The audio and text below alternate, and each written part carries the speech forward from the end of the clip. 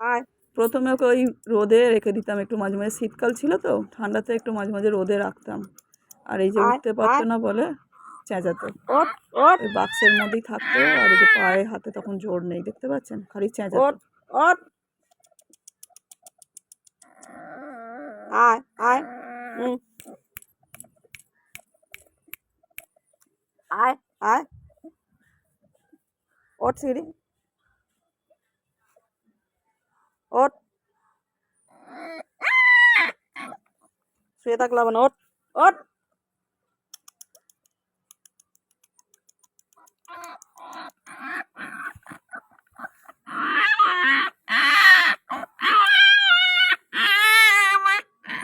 ক্যাও ম্যাও ক্যাও ম্যাও করলে হবে না, ওঠো ওঠো,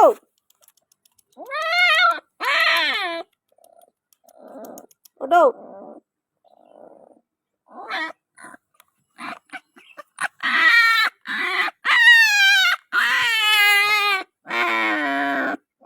ওঠো ওঠো ওঠো। তারপর বাক্স থেকে বের করে করে ওই যে আস্তে আস্তে হাঁটাবার চেষ্টা করতাম। ওই যে দেখতে পাচ্ছেন, টলে টলে টলে টলে খালি পড়ে যেত, কিছুতেই দাঁড়াতে আর পারতো না। আর আমার কি খারাপ লাগতো। এরকম করে করে আস্তে আস্তে আস্তে আস্তে আস্তে বসাতে শিখলাম। তারপরে করলাম কি, এটা যে একটা মাছের চৌবাচ্চা ছিল, ওকে দেয়ালের ধারে দাঁড় করে দিতাম। ওই দেয়ালের গা বেয়ে বেয়ে বেয়ে আস্তে আস্তে আস্তে আস্তে হাঁটতো। হ্যাঁ, ভালো সোনা বাচ্চা ছিল যাকে বলতে পারেন। এরকম করে করে দেয়াল বেয়ে বেয়ে বেয়ে বেয়ে হাঁটতো। তারপর আস্তে আস্তে দাঁড়ালো। এই যে ওকে তারপর আমি ব্যায়াম করাতাম, ওষুধ দিতাম ওর ঘাগুলোতে। এরকম করে করেই ও আস্তে আস্তে দাঁড়াতে শিখলো।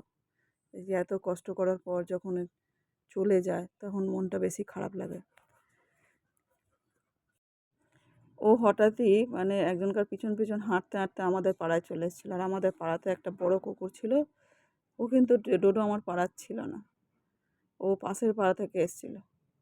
তারপরে ও আসতে ওই কামড়ে দিয়েছিল, ওই ঘাড়ে কামড়েছিল, কোমরে, কোথায় কোথায় কামড়েছিল না আমি ঠিক জানতাম না, কারণ আমি যখন বেরিয়েছি তখন কামড় হয়ে গেছে, কুকুরটার মুখে ঝোল ছিল।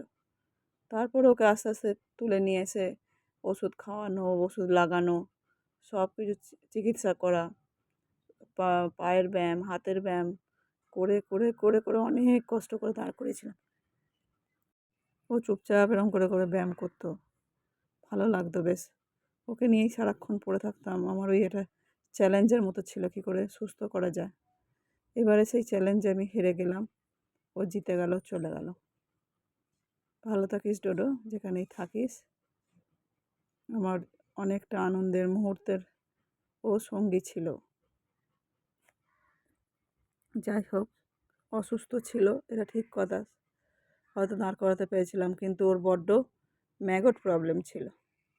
তারপর চলে যায়। দূর বাবা, কেন এত ছুটছিস বলতো তুই আমাকে? এই সর সর সর, শিগগিরই খালি আমার পেছন পেছন পেছন পেছন। আমি ছোট বলে আমার কোনো দাম নেই, হ্যাঁ? সব সময় আমার পেছন পেছন কি করছিস, কি করছিস তুই? পালা পালা, আবার আসছে, দেখো কিরকম এত বিরক্ত করে কেন বুঝতে পারি না। এই দেখো দেখো দেখো, এত বড় চেহারা নিয়ে আমার চারপাশ ঘুরে বেড়াচ্ছে।